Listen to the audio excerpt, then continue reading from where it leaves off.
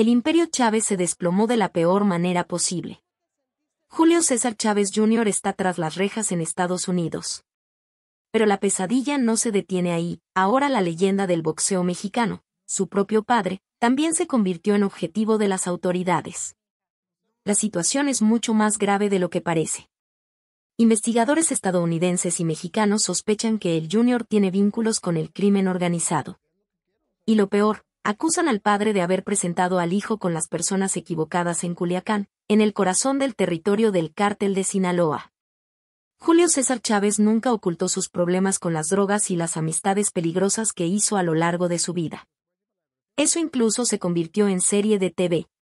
Pero ahora ese pasado regresó para destruir todo, y puede llevar a padre e hijo a la cárcel.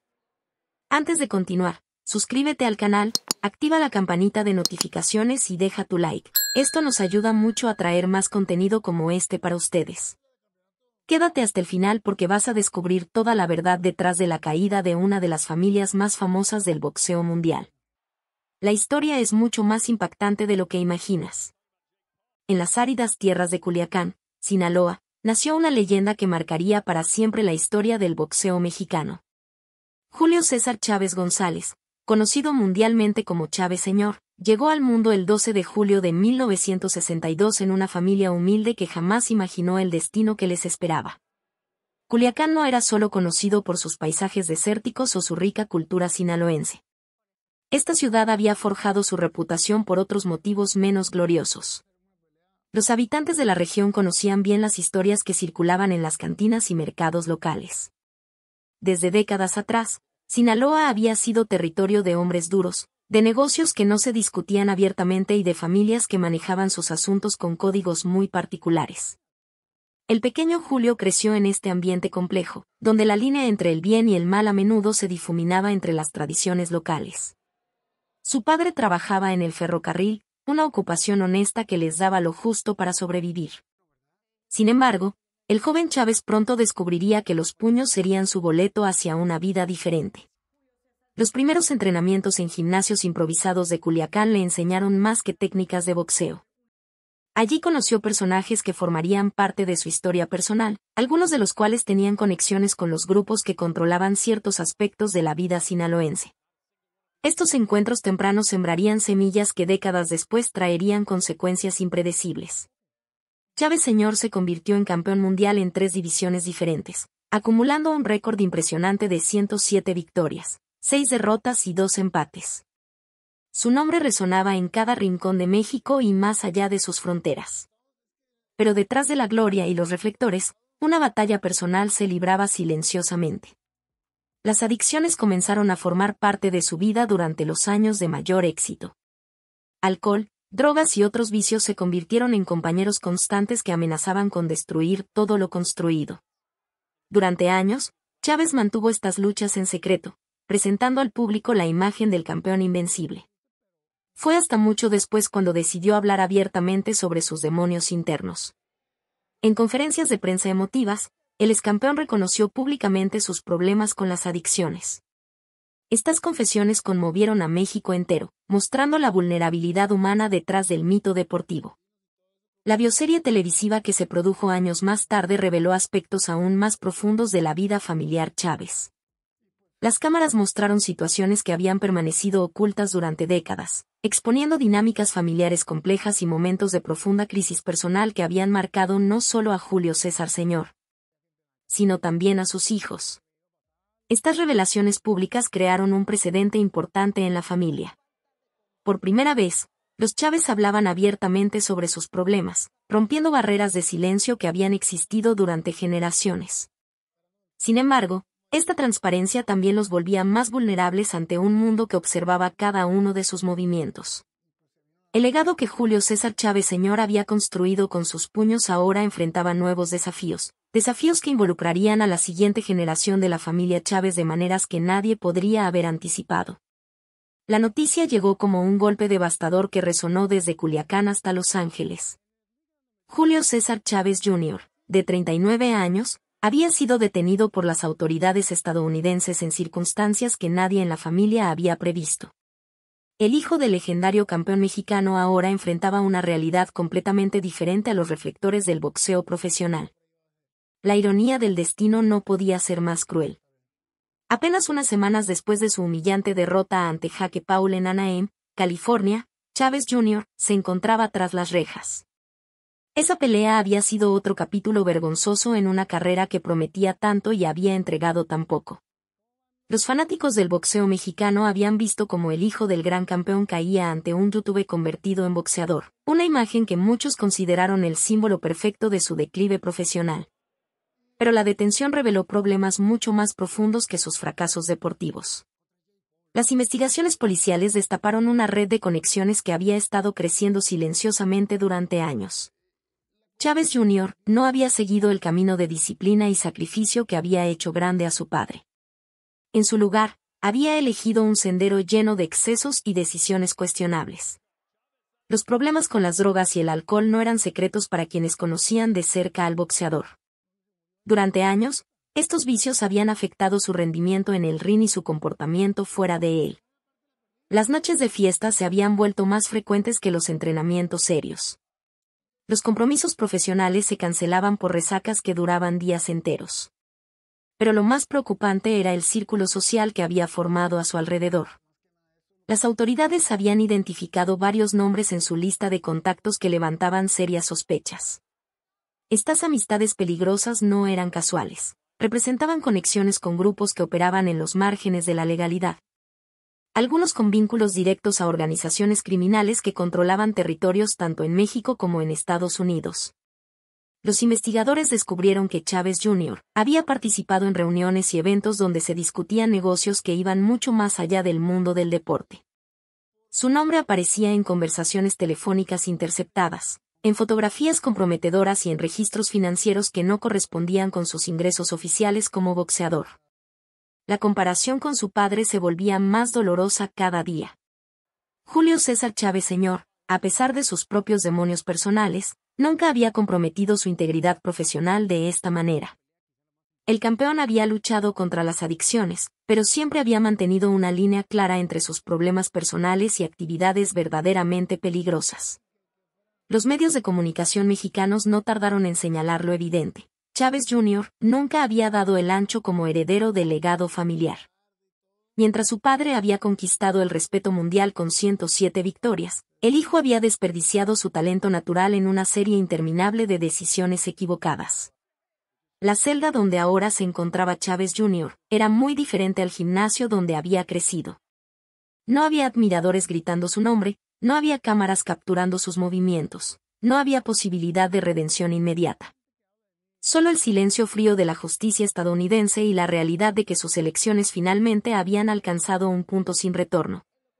El peso del apellido Chávez, que una vez había sido su mayor bendición, ahora se había convertido en su más pesada carga. Los documentos legales que salieron a la luz revelaron una verdad escalofriante. La orden de aprehensión contra Julio César Chávez Jr. no era algo reciente ni impulsivo. Desde marzo de 2023, las autoridades estadounidenses habían emitido una orden federal que convertía al boxeador en un fugitivo de la justicia. Aunque él siguiera peleando públicamente como si nada hubiera cambiado. Durante más de un año, Chávez Jr. había vivido con una espada de Damocles sobre su cabeza sin saberlo, o fingiendo no saberlo. Mientras disputaba combates televisados y aparecía en eventos públicos, los agentes federales habían estado construyendo un expediente que lo vinculaba directamente con actividades criminales de alto nivel. Las acusaciones formales eran devastadoras y específicas. Los fiscales federales habían reunido evidencias que supuestamente conectaban al hijo del legendario boxeador con redes de crimen organizado que operaban a ambos lados de la frontera. No se trataba de cargos menores o malentendidos administrativos. Las autoridades hablaban de vínculos profundos y sistemáticos con organizaciones que controlaban territorios estratégicos en Sinaloa. Pero el cargo más grave y sorprendente era el relacionado con tráfico de material bélico. Los investigadores habían documentado presuntas operaciones donde Chávez Jr. habría facilitado el movimiento de armas de fuego desde Estados Unidos hacia México. Específicamente hacia personal asociado con grupos criminales de Sinaloa. Estas armas no eran pistolas comunes, se trataba de armamento militar de alta potencia, el tipo de equipo que se utiliza en enfrentamientos entre carteles y fuerzas federales. Los expedientes judiciales detallaban reuniones clandestinas en almacenes de Los Ángeles, donde supuestamente se coordinaban entregas de rifles de asalto, granadas y equipamiento táctico. Los nombres de los contactos de Chávez Jr. en estas operaciones aparecían en bases de datos de inteligencia como personas de alto interés para las agencias antidrogas de ambos países. La detención finalmente ocurrió cuando el Servicio de Inmigración y Control de Aduanas lo interceptó en el Aeropuerto Internacional de Los Ángeles. Chávez Jr. llegaba de un viaje a México cuando los agentes, que habían estado monitoreando sus movimientos durante meses, decidieron ejecutar la orden pendiente. Las cámaras de seguridad del aeropuerto capturaron el momento exacto cuando los oficiales se acercaron al boxeador en la sala de espera de la terminal internacional. Los testigos describieron una escena surreal, el hijo del campeón mexicano más querido siendo esposado mientras los pasajeros grababan todo con sus teléfonos celulares. En cuestión de horas, los videos se habían vuelto virales en redes sociales, mostrando a un Chávez Jr. visiblemente confundido y aparentemente sorprendido por la situación. Las autoridades estadounidenses explicaron que habían esperado el momento preciso para ejecutar la detención. Querían tenerlo en territorio estadounidense, donde podrían aplicar toda la fuerza de las leyes federales contra el crimen organizado transnacional. El timing no era casual, tenían información de inteligencia que indicaba que Chávez Jr. planeaba regresar a México por un periodo extendido, lo que habría complicado significativamente el proceso legal. Los cargos federales llevaban consigo la posibilidad de décadas en prisión. Si se comprobaban las acusaciones de tráfico de armas con vínculos al crimen organizado, Chávez Jr. podría enfrentar entre 20 y 40 años tras las rejas. Una sentencia que efectivamente terminaría con cualquier posibilidad de libertad durante su vida adulta restante. El panorama legal que enfrentaba Julio César Chávez Jr. era devastador desde cualquier ángulo que se analizara. Los abogados especialistas en derecho penal federal que consultaron los medios fueron unánimes en su evaluación. Si las acusaciones se confirmaban, el boxeador podría pasar el resto de su vida en prisión. El sistema de justicia estadounidense no perdona cuando se trata de crimen organizado transnacional. Las leyes federales establecen marcos penales que reflejan la gravedad con que el país toma estas amenazas a su seguridad nacional. Para participación principal en organizaciones criminales, las sentencias oscilan entre 20 y 40 años de prisión efectiva, sin posibilidad de libertad condicional hasta cumplir al menos el 85% de la condena. Los fiscales federales habían clasificado las actividades presuntas de Chávez Jr. como participación principal, no como cómplice menor. Esto significaba que, según su teoría del caso, el boxeador no había sido simplemente utilizado por otros, sino que había desempeñado un papel activo y consciente en las operaciones criminales. Esta distinción legal era crucial, ya que elevaba automáticamente las penas aplicables al rango más severo. Incluso si los abogados defensores lograran demostrar que su participación había sido secundaria, las consecuencias seguían siendo devastadoras. Las penas por participación secundaria en crimen organizado van de 10 a 20 años de prisión, tiempo suficiente para destruir completamente cualquier posibilidad de retomar su carrera deportiva o tener una vida normal. Pero las acusaciones por tráfico de armas representaban una dimensión adicional y particularmente grave del caso. La Ley Federal de Armas de Estados Unidos establece penas de 7 a 30 años para el tráfico ilegal de material bélico, especialmente cuando está destinado a organizaciones criminales extranjeras. Los jueces federales tienen considerable discreción para determinar las sentencias dentro de estos rangos, basándose en factores como la cantidad de armas, su poder destructivo y el daño potencial a la seguridad nacional. El tipo específico de armamento mencionado en las acusaciones agravaba significativamente la situación. Según los documentos judiciales, se trataba de material de uso exclusivamente militar, rifles de asalto de alta potencia, granadas y equipamiento táctico avanzado. Este tipo de armas coloca automáticamente cualquier caso en el extremo superior de las penas posibles, ya que su único propósito es el combate armado a gran escala. Los expertos legales explicaron que los jueces federales consideran especialmente graves los casos donde ciudadanos estadounidenses o residentes legales facilitan el armamento de grupos criminales mexicanos.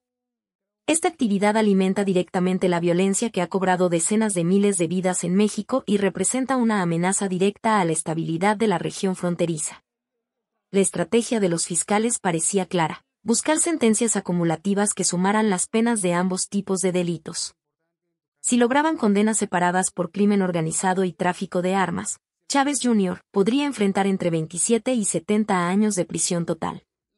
Incluso en el escenario más optimista para la defensa, estaría hablando de al menos una década tras las rejas. Los 39 años de edad del boxeador hacían estos números aún más devastadores. Una sentencia de 40 años significaría que saldría de prisión a los 79 años, si es que llegaba a cumplir esa edad. Era una perspectiva que transformaba completamente el significado de las decisiones que había tomado durante sus años de aparente libertad. La desesperación de la defensa legal se hizo evidente en la avalancha de recursos que comenzó a llegar a los tribunales mexicanos. Los abogados de Julio César Chávez Jr. habían diseñado una estrategia jurídica ambiciosa y multifacética, presentando entre 5 y 6 amparos diferentes ante distintas instancias del sistema judicial mexicano. El objetivo era claro y específico: crear un blindaje legal que impidiera la detención inmediata de su cliente si decidía regresar a territorio mexicano. Los recursos legales buscaban establecer que cualquier orden de extradición sería improcedente y que las autoridades mexicanas no podrían colaborar con sus contrapartes estadounidenses en la captura del boxeador. Cada amparo abordaba diferentes aspectos técnicos del caso. Algunos cuestionaban la validez de las pruebas presentadas por los fiscales estadounidenses, argumentando que habían sido obtenidas mediante métodos que violaban los derechos constitucionales de Chávez Jr. Otros recursos impugnaban la competencia jurisdiccional de los tribunales estadounidenses para juzgar actividades que supuestamente habían ocurrido parcialmente en territorio mexicano. Los abogados también presentaron amparos que desafiaban la constitucionalidad del proceso de extradición, alegando que su cliente no había tenido oportunidad de defenderse adecuadamente antes de que se emitiera la orden de aprehensión internacional. Algunos de estos recursos llegaron incluso a cuestionar la validez del Tratado Bilateral de Extradición entre México y Estados Unidos en casos relacionados con crimen organizado.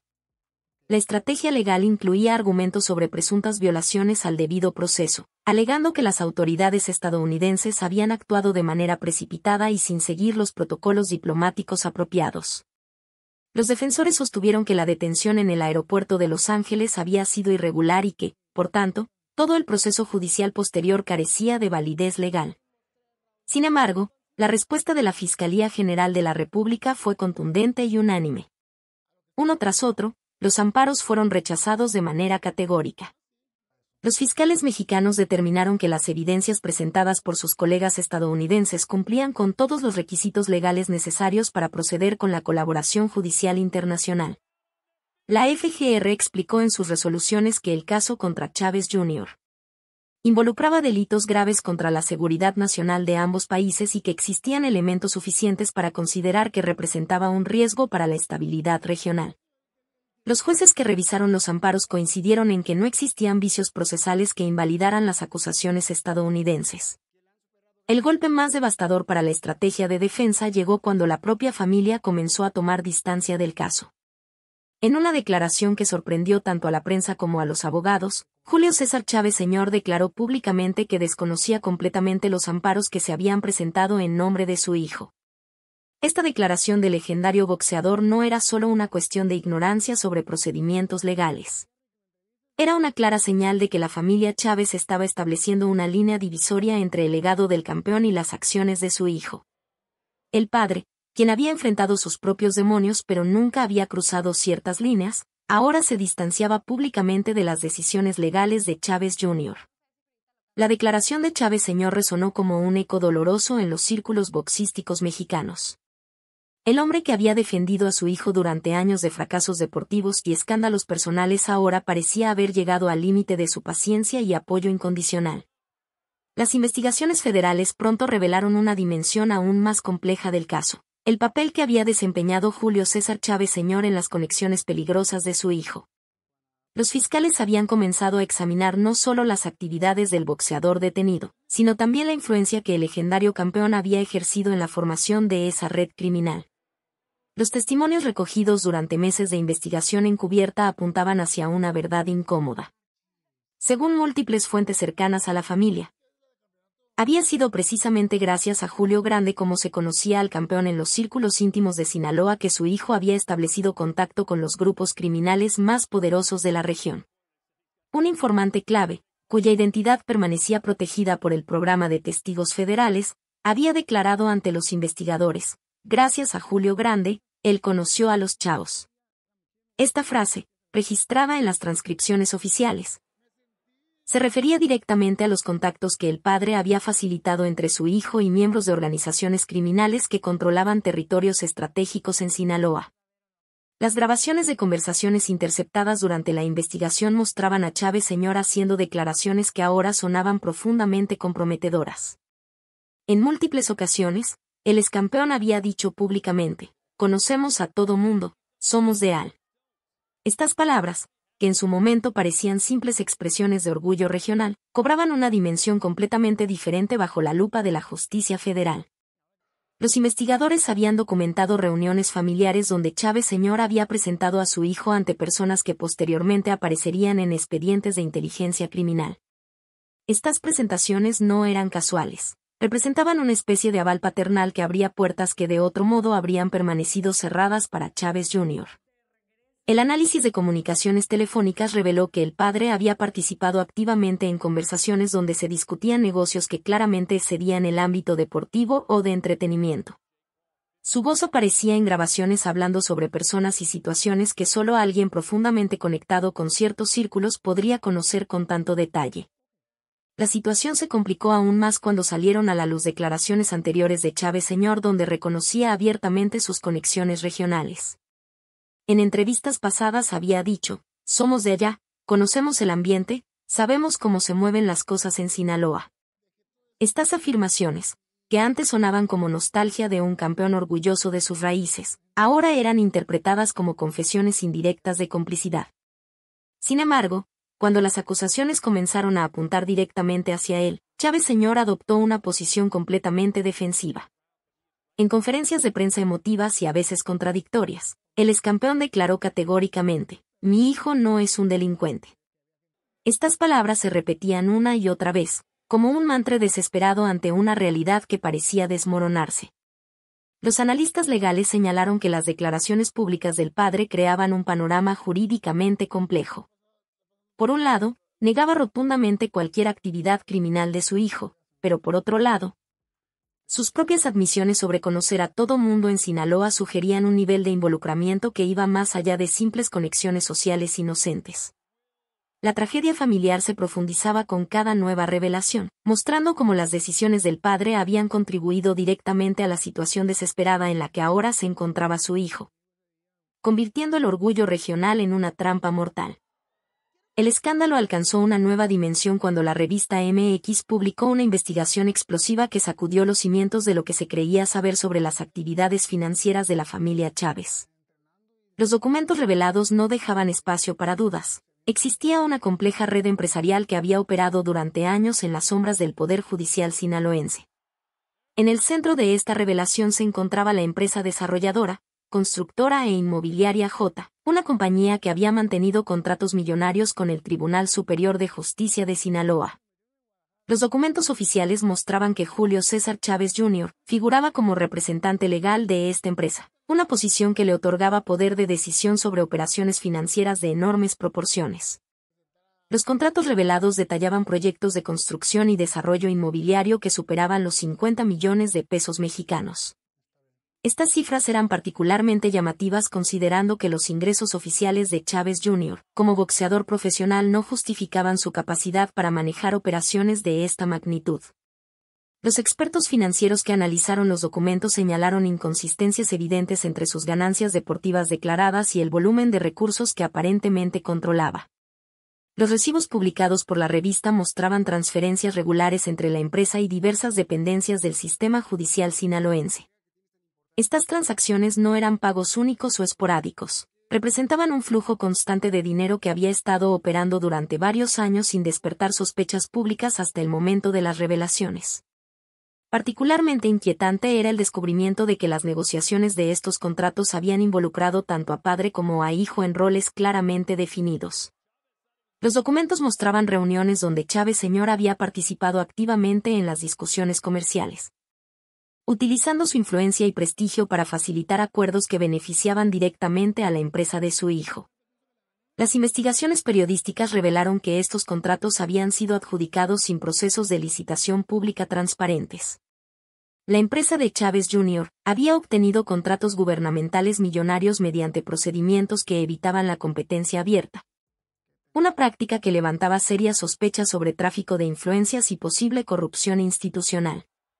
Los expertos legales consultados por la revista explicaron que este tipo de contratos requería conexiones políticas específicas y conocimientos técnicos especializados que un boxeador profesional normalmente no poseería. La pregunta obvia que surgía era, ¿quién había estado realmente detrás de estas operaciones empresariales tan sofisticadas? Los documentos también revelaban una red de subcontratistas y empresas asociadas que complicaba aún más el panorama. Algunas de estas compañías tenían vínculos documentados con personas que posteriormente aparecerían en investigaciones relacionadas con lavado de dinero y actividades del crimen organizado en Sinaloa. La publicación de estos contratos y recibos creó un escándalo político en Sinaloa, donde funcionarios del Poder Judicial se vieron obligados a explicar cómo habían autorizado estas operaciones sin detectar las irregularidades que ahora parecían evidentes. Las autoridades estatales iniciaron investigaciones internas para determinar si había existido negligencia o complicidad en la aprobación de estos contratos. Para Chávez Jr., estos documentos representaban una nueva dimensión en sus problemas legales. Los fiscales estadounidenses ahora tenían evidencias documentales que mostraban operaciones financieras complejas que podían estar relacionadas con lavado de dinero, añadiendo nuevos cargos potenciales a su ya complicada situación judicial. Para comprender completamente la gravedad del caso Chávez Jr., era necesario analizar el contexto geográfico donde había crecido y forjado sus conexiones más peligrosas.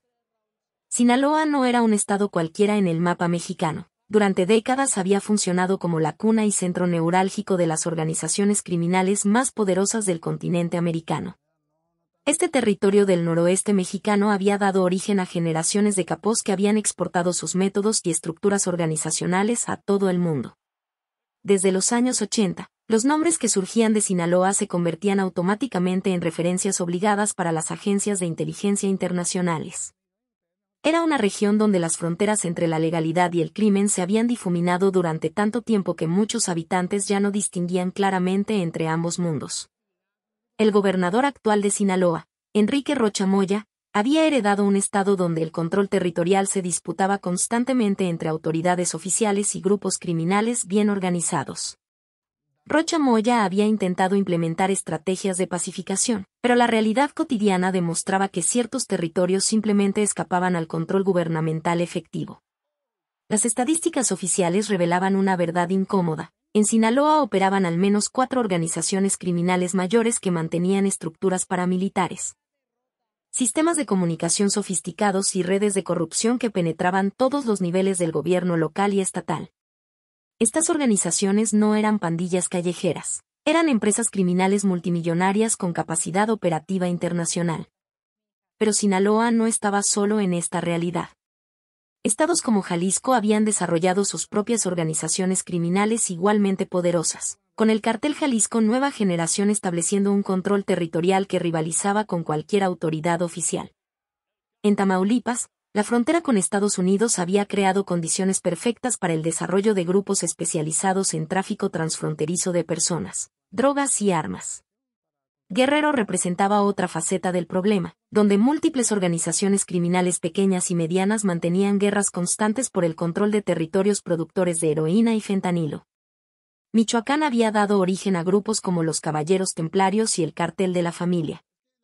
Organizaciones que habían mezclado elementos religiosos con actividades criminales de una manera que desafiaba todos los análisis tradicionales.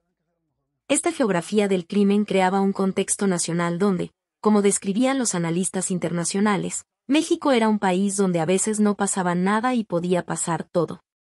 Esta frase, aparentemente contradictoria, capturaba perfectamente la realidad mexicana. Largos periodos de calma aparente podían interrumpirse súbitamente por explosiones de violencia que sacudían regiones enteras. El caso Chávez Jr. encajaba perfectamente en esta dinámica nacional. Un boxeador famoso podía vivir años en aparente normalidad, peleando públicamente y apareciendo en programas televisivos, mientras simultáneamente participaba en redes criminales que operaban en múltiples estados y países. La frontera entre la celebridad legítima y la criminalidad organizada se había vuelto tan porosa que muchas figuras públicas transitaban entre ambos mundos sin despertar sospechas inmediatas. Los investigadores federales habían identificado que las conexiones de Chávez Jr. no se limitaban a Sinaloa. La derrota ante Jake Paul en Anaheim, California, había sido más que una simple pérdida deportiva. Representaba la culminación de años de degradación en la carrera de Chávez Jr. y el símbolo perfecto del declive que había experimentado el boxeo profesional en la era de las redes sociales. Esa noche de humillación pública sería recordada como el momento cuando el apellido Chávez tocó fondo en términos deportivos. Los fanáticos mexicanos que habían pagado cientos de dólares por presenciar la pelea salieron del estadio con una sensación de haber sido estafados. Lo que habían visto en el ring no parecía boxeo legítimo. Era más bien una representación teatral mal actuada donde ambos peleadores parecían estar siguiendo un guión predeterminado. Los golpes carecían de la intensidad genuina que caracteriza a los combates reales, y las reacciones de ambos boxeadores ante los supuestos impactos sonaban completamente artificiales. Los comentaristas deportivos no tardaron en señalar lo evidente. Aquello había sido mero teatro, pura faramalla diseñada para generar ingresos rápidos sin importar el daño que causara a la integridad del deporte. Las redes sociales se llenaron de análisis que desmontaban cada momento de la pelea, señalando inconsistencias que solo podían explicarse si ambos peleadores habían acordado previamente el resultado y la forma de desarrollar el combate. Esta situación contrastaba dolorosamente con la carrera legítima que había forjado Julio César Chávez Sr. El padre había construido su leyenda enfrentando a los mejores boxeadores de su época, sin evitar a ningún rival peligroso y manteniéndose invicto durante 87 peleas consecutivas. Cada victoria del campeón había sido genuina, cada golpe había llevado la fuerza de la desesperación de un hombre que peleaba no solo por gloria, sino por sobrevivencia. Los analistas deportivos recordaron constantemente que Chávez Sr. nunca había vivido en la abundancia durante su carrera amateur y primeros años profesionales. Había conocido el hambre real, había entrenado en gimnasios improvisados y había peleado en arenas polvorientas donde cada combate significaba la diferencia entre comer o dormir sin comida. Esa hambre genuina se había traducido en una ferocidad en el ring que había dado tantas alegrías al pueblo mexicano durante décadas. Chávez Jr., por el contrario, nunca había vivido hambre. Había crecido en la abundancia económica que proporcionaban las victorias de su padre. Había tenido acceso a los mejores entrenadores desde la infancia y había debutado profesionalmente con todas las comodidades que el dinero podía comprar. Paradójicamente, esta ventaja económica había resultado ser una desventaja competitiva devastadora. La falta de necesidad económica genuina había eliminado el elemento más crucial que había impulsado la grandeza de su padre, la desesperación por triunfar. Sin esa motivación primitiva y auténtica, Chávez Jr. había desarrollado una mentalidad de entretenimiento en lugar de una mentalidad de guerrero, buscando el camino fácil en lugar del sacrificio genuino que requería la excelencia deportiva. El declive de la credibilidad en el boxeo actual se había acelerado precisamente por casos como el de Chávez Jr. Los fanáticos tradicionales del deporte habían comenzado a alejarse en masa, hartos de presenciar espectáculos manufacturados que insultaban la inteligencia y tradiciones del boxeo legítimo. Las grandes promotoras habían priorizado las ganancias económicas inmediatas sobre la integridad deportiva a largo plazo. Esta degradación del boxeo profesional había creado el contexto perfecto para que personajes como Chávez Jr.